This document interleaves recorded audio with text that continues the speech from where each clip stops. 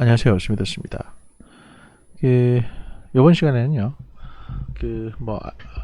대충 짐작하셨겠습니다만, 북한이 이제 심야에 열병식을 했습니다. 그래서 그 열병식 관련해서 나온 이제 몇몇 이슈들에 대해서 여러분하고 같이 좀 고민을 해보는 시간을 갖도록 하겠습니다. 일단 말이죠.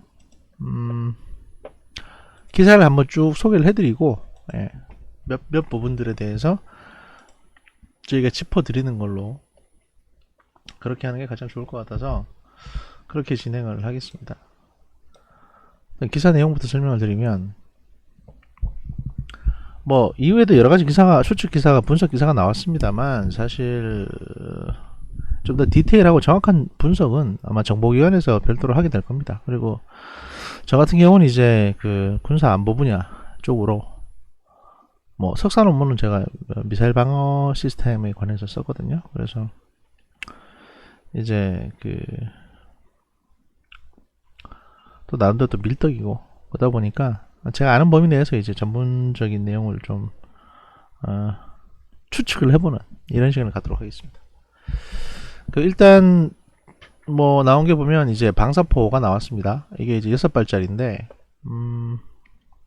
작은 이제 그 방사포 로켓보다는 이제 유도 장치를 집어넣고 좀 더 폭발력을 증대시켜 가지고 정확도를 높이는 뭐 그런 방사포고, 이게 이제 장갑 차량이, 탑재 차량이 예전에는 일반 승용차 트럭이었는데 이제는 이제 궤도 차량으로 바뀌었죠. 그 궤도 차량 같은 경우에는 비용도 많이 들어갑니다.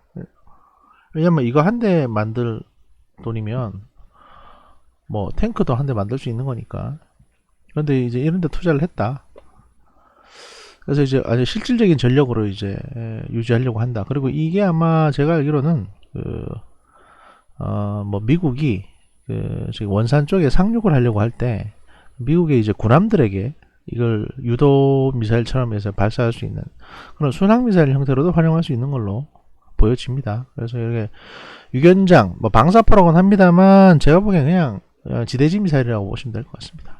미사일 개념이죠. 이 정도 크기면 미사일이라고 해야지 이걸 포라고 할 수는 없고요.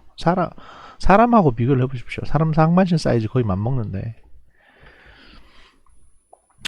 북한은 10일 노동당 창건 75주년 기념 열병식에서 여러 종류의 초대형 방사포와 북한판 스트라이커 장갑차 등 다양한 신무기를 과시했다.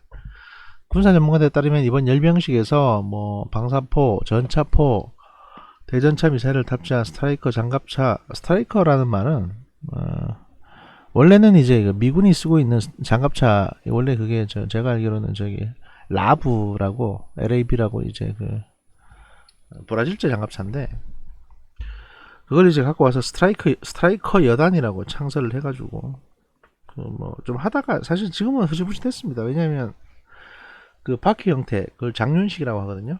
궤도식, 장륜식, 이게 두 종류가 있는데, 궤도식은 뭐 포크레인이나 탱크 바퀴 같은 이제 그런 바퀴를 말하는 거고, 무한궤도. 그 장륜식은 이제 바퀴가 일반적인 트럭 바퀴 같은 걸 말하는 겁니다.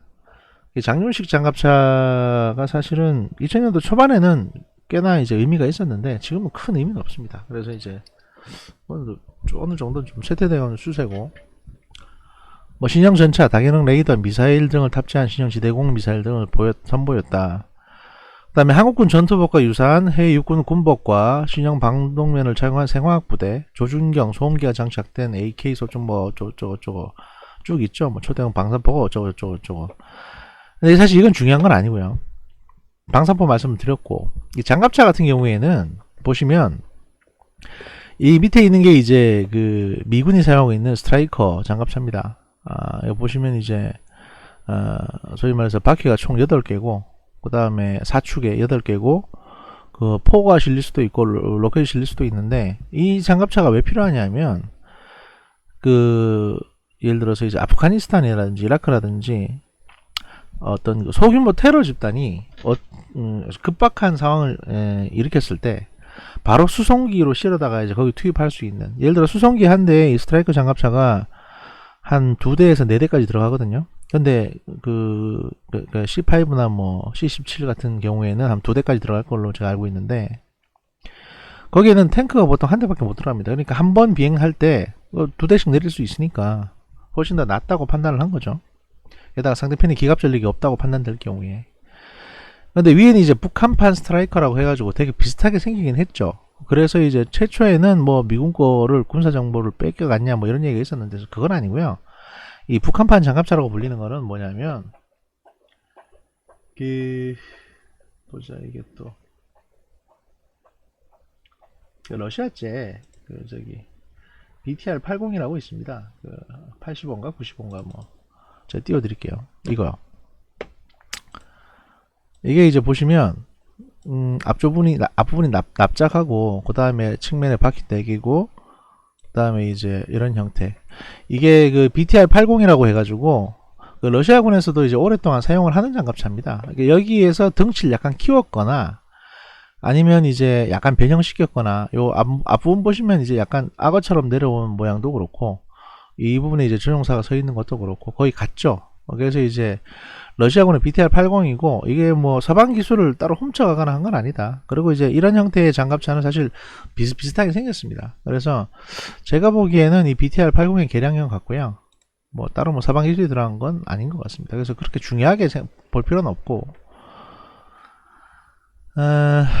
뭐 유사하다고는 보였는데 뭐 그것도 뭐 다만 이제 북한의 그 취약한 전차 전력을 여기에 이제 대전차 미사일 달아가지고 어느 정도 보완은 할 수 있겠죠. 보완은 할 수 있을 텐데 이것도 발열이 심하고 할 테니까 게다가 장갑 자체가 일단 전차 장갑만큼 두껍지가 않기 때문에 우리 대한민국 한국군의 이제 아파치라든지 코브라라든지 이런 그 또 미군의 이제 A10이라든지 그 대전차 전력 전차 부대를 타격하는 대전차 부대 전력에 걸리면 그냥 작살납니다. 이것도 그리고 오래 못 간다는 거. 그렇게 대단한 거라고 보실 필요는 없어요. 그리고 이제 뒤에 보면 그 또 뭐 있냐 전차 신형 전차가 어쩌고저쩌고 나와 있는데 이것도 보시면요 그 중국의 전차 기술을 가져온 것 같지는 않고 T 계열의 전차에다가 외형만 이렇게 약간 갖다 붙인 것 같아요. 제가 보기에는. 그러니까 이렇게 각진 장갑 체제라든지 이런 것들을 갖다가 이제 덕지덕지 갖다 붙였는데 밑에 보시면 이 바퀴 숫자라든지 바퀴 형태를 알 수 없도록 이렇게 차단막을 가려놨지 않습니까? 그러니까 이게 이제 사실 의미가 있는데요. 이게 왜 의미가 있냐면 이 바퀴 숫자나 또는 이제 구동계 형태로 이 전차 차체가 어디에서 기인한 건지 그러니까 뭐 T55 계열이다 T72 계열이다 이런 걸 추측할 수가 있습니다. 근데 그걸 추측 못하도록 이게 가려놨죠. 실전에서는 이게 되게 불편합니다. 왜냐하면 이게 바퀴가 씹힐 수가 있으니까. 그래서 이건 그냥 행사를 위해서 보안을 위해서 가려놓은 판때기 같은 건데 이렇게 가려놨다는 거는 이 전차의 실체는 그렇게 뛰어난 전차는 아닐 가능성이 높다. 그러니까 기존에 그 북한이 보유하고 있던 이제 러시아제 전차에 약간 뭐 껍데기만 좀 바꾼 개량일 가능성이 높습니다. 이게 사실 이런 장난을 많이 칩니다. 그 옛날에 구소련 같은 경우에도 안에 내부는 똑같은데 껍데기만 디자인을 좀 살짝 바꿔가지고 갖다 붙여요. 이런 식으로. 그래서 이제 서방의 정보기관들을 골탕 먹이는 겁니다. 그렇게 뭐 저기 뭐 미그 25도 그런 식으로 장난을 쳤고 우리가 돈이 없으니까 그 마치 신무기를 개발한 것이냐 그래서 이제 상대방을 약간 흔들어 놓는 거죠. 뭐 그런 분들이 좀 있습니다. 그리고 러시아제 지대공 미사일 터를 장착한 트레일러 차량 및 신형 샘 지대공 미사일도 탑재됐고 그 다음에 뭐 북한의 신형 샘은 복제품이 어쩌고 저쩌고 북한이 신형 그 대공 미사일을 갖다가 구입했다는 얘기는 있었죠.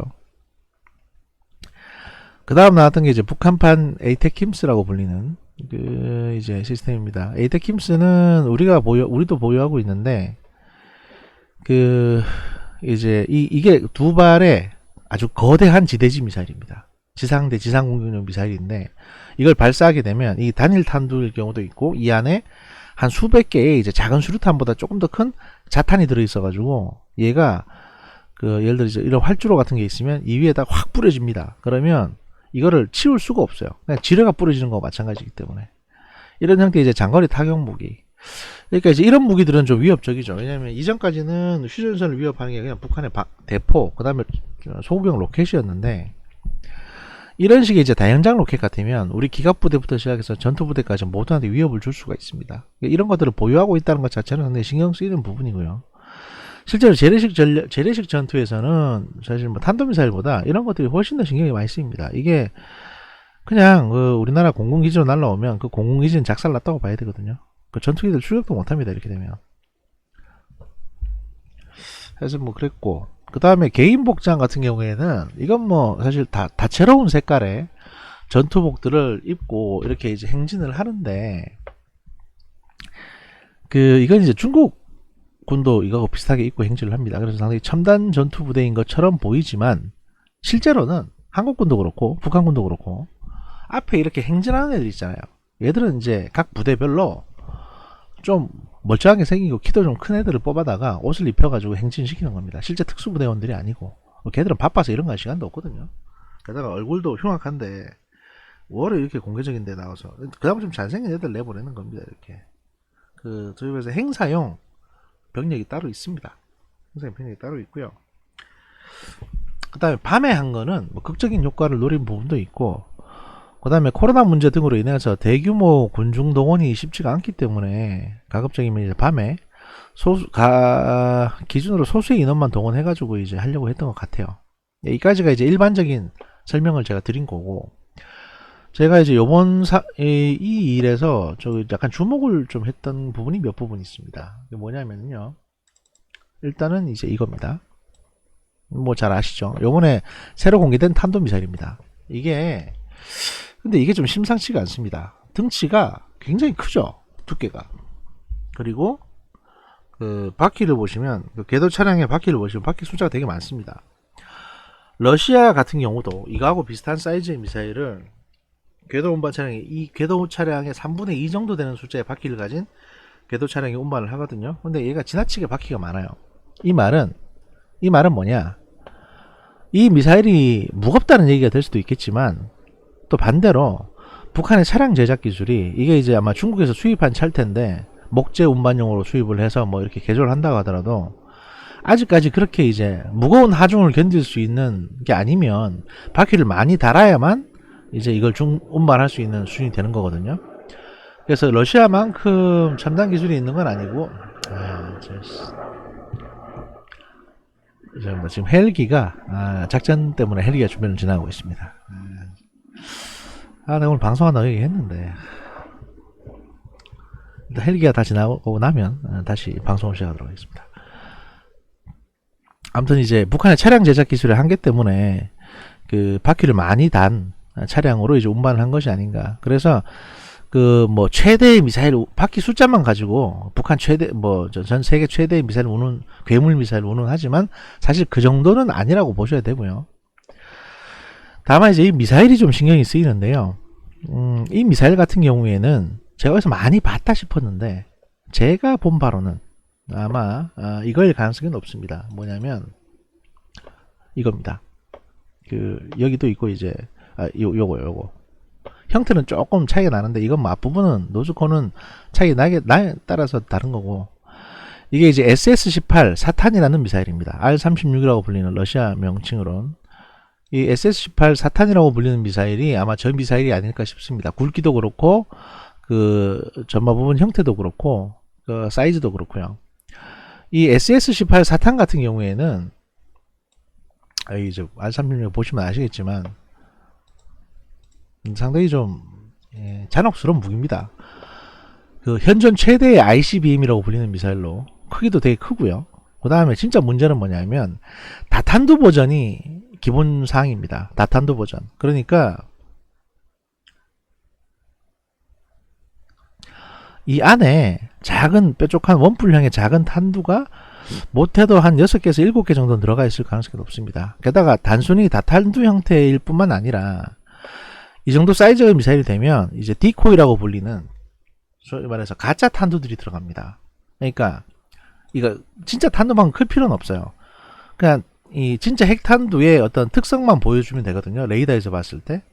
그래서 하늘에서 이제 여기 표현으로 비자면 탄두에 비가 쏟아지는, 그러니까 한 발을 쐈는데 이 안에서 그 작은 탄두 10개가, 핵탄두 10개가 나와서 뿌려지고 가짜 탄두까지 40개까지 포함하면 총 50개가 떨어지니까 이걸 막을 수가 없습니다. 어떤 게 진짜 핵탄두인지 아닌지 구분이 안 가니까 뭐 사드든 패트리어트든 막기가 힘듭니다. 솔직히 말씀드리면. 그래서 이제 미국 입장에서는 가장 최악의 시나리오가 지금 벌어졌다.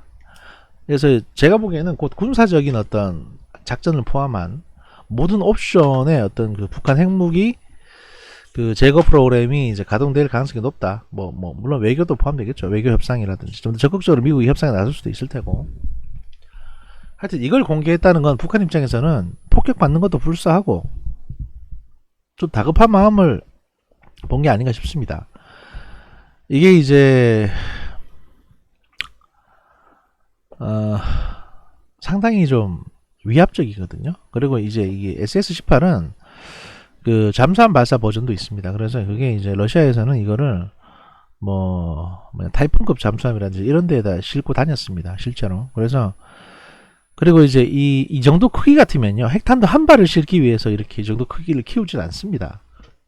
그러니까 크기가 크다는 건 멀리 날아간다는 얘기죠. SS-18은 기본적으로 사거리가 여기서는 안 나와 있는데 사거리가 16,000km, 그러니까 이제 미국 전체를 다 커버할 수 있고요.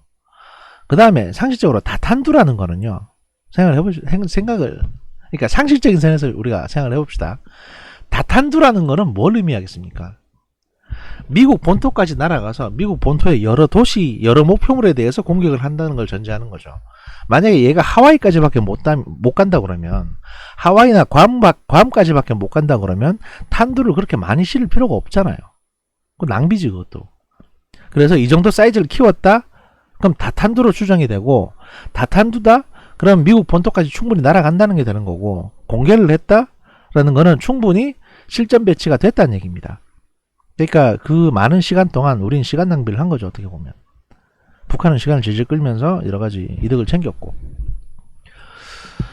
그래서 이제 좋은 측면으로 보신다면 여러분들이 북한이 이제 군사 강국이 됐다 이딴 식으로 설명하실 수도 있을 텐데, 이건 사실 좀 그렇습니다. 좀 복잡하고요. 상당히 좀 그렇습니다. 그리고 바퀴가 약간 이제 안 눌려 있죠. 그러면 이건 이제 일단은 실물이라기보단 모형일 가능성이 높고요. 그러니까 바퀴가 좀 이렇게 떠 있는 걸 보면 모형일 가능성이 높은데, 실제로 보유하고 있으니까 이렇게 가지고 왔겠죠. 그리고 또 하나 제가 주목했던 부분이 있는데요. 또 하나 주목했던 부분은 뭐냐면, 당시 이건 여담인데, 북한이 이제 새로운 국가 마크를 이제 공개를 했습니다. 이거 보시면 나와 있죠. 이게 이제 북한의 이제 국기 패치입니다. 우리는 태극기 모양으로 되어 있는데 북한은 이렇게 했죠. 근데 이거 가만 보시면 어디서 많이 본 것 같지 않습니까? 가운데 별의 색깔만 다를 뿐. 그렇죠. 이거하고 똑같죠. 네, 디자인은 여기서 뵙겠다. 일단 그렇게 보여지고. 그다음에 제가 유심히 봤던 게 뭐냐면 바로 이겁니다. 이 두 장의 사진인데, 이게 뭐냐면 요번에 북한이 행사에서 공개를 했던 고기동 차량입니다. 그러니까 이제 험비 비슷한 차량인데요. 고기동 장갑차. 아마 지휘관들 지휘용으로 썼던 것 같습니다. 일단 여기서는 이제 사진이 좀 흐릿하죠. 여기 배기구가 있고 독특한 형태, 그리고 여기가 꺾여져 있는 부분, 바퀴 형태. 사실 고기동 차량들이 비슷하긴 한데, 이걸 보니까 제가 문득 어디서 많이 봤던 게 생각이 나더라고요. 그래서 어떤 분들은 이걸 중국제 아니냐 이렇게 말씀하셨는데, 제가 보기엔 그게 아닙니다. 여기 보시면 좀 더 확대된, 좀 더 선명한 사진을 보시면 이제 이렇게 반쪽짜리 문이 양쪽으로 열리게 되죠. 그리고 앞뒤로 가드가 있고, 이게 철문입니다. 이게 반쪽 나눠서 열리게 돼 있고, 이런 형태의 이제 창문 모양들, 그리고 여기 배기구, 이걸 잘 보십시오. 이거하고 똑같은 특성을 가지고 아주 같은 디자인의 차량이 한 종류가 있습니다. 그리고 여기가 꺾여 있다는 걸 보십시오. 이게 방어력을 높이기 위한 측면이기도 한데, 어디서 봤냐, 제가 이거요. 이 차량 보십시오. 반원 형태의 문, 그 다음에 꺾여진 측면의 배기구, 앞쪽에 엔진 부위만 조금 다를 뿐입니다. 다시 보여드릴게요. 바로 이 차량입니다. 이게 무슨 차량이냐 하면 일본의 육상자위대의 고기동 차량입니다. 그래서 이제 제가 보기에는 일본 쪽 기술이 좀 흘러 들어간 게 아닌가.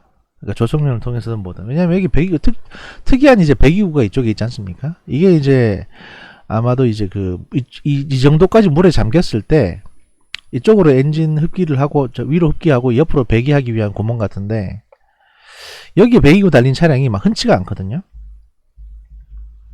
그래서 제가 이걸 보는 순간, 과거에 이제 북한은 이제 이렇게 러시아제 차량을 썼습니다. 그런데 어느 순간인가, 이건 이제 프랑스제 차량이고요.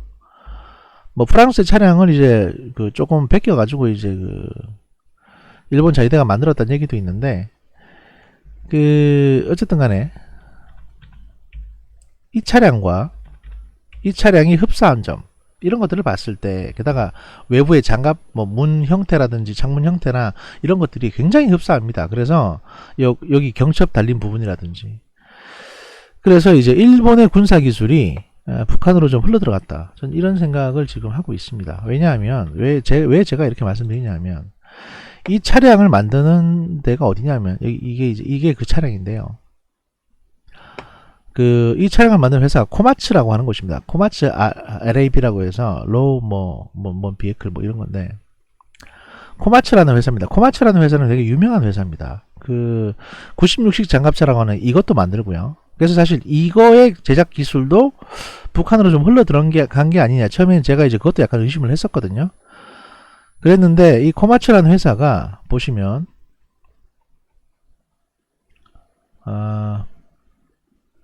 2019년 2월에 해당 차량 제작사인 코마츠 제작소에서는 사실상 방위산업 철수를 선언을 했습니다. 이게 되게 특이한 겁니다. 코마츠 제작소라는 되게 오래된 회사거든요. 그러니까 이 코마츠는 어떤 회사냐면 중공업 또는 뭐 포크레인 등의 건설 장비를 만들어 우리나라로 치면 현대 로템 같은 그런 회사고요. 그 다음에 얘들이 독일의 하노마크를 인수했습니다. 하노마크라고 하면 아시는 분들은 아실 텐데, 바로 이 독일의 하노마크 장갑차를 만든 이 회사입니다. 얘를 인수해 가지고 지금까지 회사를 키워왔고, 세계 시장 점유율은 미국 캐terpillar 사이에서 2위입니다. 그런데 그런 회사가 자기들이 기술력이 부족하기 때문에 이제 방위산업에서는 철수하겠다. 왜냐하면 지금까지 만든 걸 보시면 장갑차, 뭐 자주무반동포, 그다음에 지휘통신차, 경장갑 기동차, 자주포까지 만들어내는 회사입니다. 그런데 삼성중공업에 거의 벼공가는 회사예요. 그런데 갑자기 방위산업에서 2019년 2월에 철수하겠다라고 한 겁니다. 방위산업 철수를 선언했다. 왜냐하면 이게 뭐 국제시장에서 경쟁력이 없어서 철수하는 것도 말이 안 됩니다. 왜냐하면 수출을 안 하거든요, 일본 회사들은. 게다가 이렇게 생산을 하면 일본 자위대에서 비싼 값을 사주기 때문에 국내 시장은 단단해요. 그런데 왜 철수할까? 여기서 제가 먼저 그 생각이 든 겁니다. 얘들이 혹시 북한의 기술을 뺏겼고, 그러니까 모종의 어떤 사건으로 북한의 기술 유출 당했고, 이게 이제 나중에 문제가 커질 것 같으니까 결국에는 그냥 방위산업 자체에서 철수를 선언해버린 게 아닌가. 그래서 이제 완전 발을 빼버린 게 아닌가. 또 이제 일본 정부도 이걸 알고 있으면서 그냥 입 닫은 게 아닌가. 그래서 이제 경장갑 차량 이 기술을 돈 받고 팔았든지 어떤 간부가, 아니면 유출당했든지 해서 상당량의 장갑 차량 제작 기술이 북한으로 흘러 들어갔고, 미국이 그걸 알고 빡쳤거나 아니면 일본 정부에서 그걸 알고 경고를 했거나 어쨌거나 간에 코마츠는 더 이상 방위산업에서 손을 뗄 수밖에 없었던 게 아닌가, 이런 생각이 드는 겁니다. 굉장히 많이 스멜이 나요. 이걸 보는 순간 제가 무슨 생각이 드냐 하면, 저거 일본제를 수입했나는 생각이 들 정도였습니다. 게다가 이런 이제 주변에 이런 가드라든지 이런 것들이 전형적인 코마츠 장갑차의 특성이었거든요.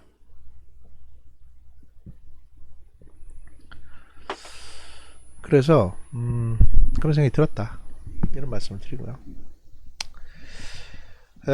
북한은 저렇게 신무기를 과시하고 있는데, 북한은 그럼에도 불구하고 이제 이거 뭐 이렇게 만들어서 여기저기 팔아치우겠죠. 얘들도 어차피 장사하려고 무기 만드는 거지. 요즘에 남북 간에 뭐 전쟁하려고 무기 만드는 건 아니니까. 다만 이제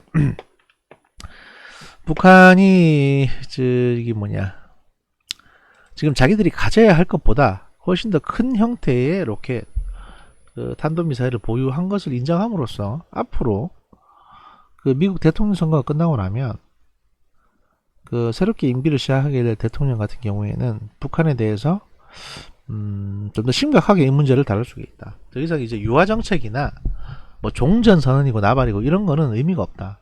왜냐면 이게 공개된 순간. 근데 이제 우리나라 청와대 같은 경우는 뭐 김정은 위원장이 한번 울었다. 그 다음에 이제 뭐 북한의 남녘 동포들에 대한 어쩌고 저쩌고 뭐 이런 거에 의미를 두고 이 미사일이나 무기체계가 갖는 의미는 도외시하고 청와대는 자꾸 좋은 쪽으로만 해석을 하려고 드시는데 이건 상당히 우려되는 측면이 좀 큽니다. 물론 그 양반들도 머리가 없는 사람들은 아니니까 왜 그런지 이해는 합니다. 왜냐하면 여기서 그냥 대결 구도로 바로 청와대가 이제 진두지휘에서 넘어가 버리면 이제 임기 뭐 한 1년 7, 8개월 남았는데 그 사이에 이제 할 수 있는 게 아무것도 없어지거든요. 그럼 실적은 아무것도 없는 겁니다. 뭐 외교를 잘했습니까? 경제를 성공시켰습니까? 없잖아. 아무것도 없어요, 진짜. 박근혜만도 못한 게 되는 겁니다. 박근혜는 하다못해 그 창조경제 혁신센터라도 전국에 지었지. 그 탄핵당한 양반도 아닌데 아무것도 한 게 없어요. 지금 이제 하나 둘씩 이제 부패 사건이 터지고 있죠. 그러니까 이제 좀 다급하니까 이것저것 해보려고 하시는데 제가 보기엔 좀 가감합니다. 그럼에도 불구하고 방법이 없는 건 아니죠. 스미더스를 채용을 하셔가지고 스미더스가 가지고 있는 한반도 대변혁 프로젝트 있잖아요. 내가 오래전부터 말씀드렸어요. 북한에 핵발전소 져주고 북한에 사용 해결력 처분장 유치하게 하고 그 다음에 그 북한에 이제 전력 공급을 해주면서 개성공단이나 원산공단 확대해가지고 남북한이 잘 먹고 잘 살아보자. 그러면 그렇게 한 3, 40년 북한을 돈 맛에 푹 절게 만들면 얘들이 이제 베트남 정도로 성장을 할 테고 그러면 총이나 미사일 같은 거 필요 없어집니다. 자연스럽게. 그렇게 이제 그냥 설탕에 유자젤이 푹 절여가지고 옷을 벗게 만드는 그게 햇볕 정책인 거지.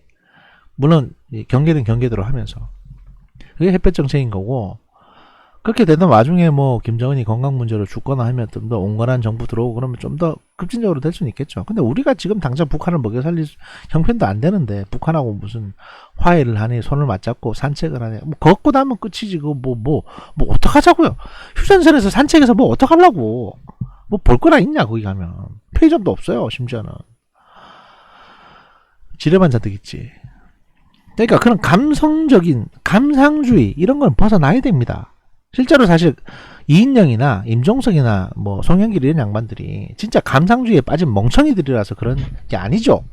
아닙니다. 그 양반들은 영구 분단을 획책하는 겁니다. 그냥 북한하고는 그냥 그런 정치적인 이벤트 행사 자기들이 지지율 필요할 때만 조금씩 갖다 쓰고 북한은 아예 안중에도 없는 인간들 북한의 미래 발전에 대해서요 임종석이나 이인영 같은 인간들은 아예 북한은 안중에도 없는 인간들이에요.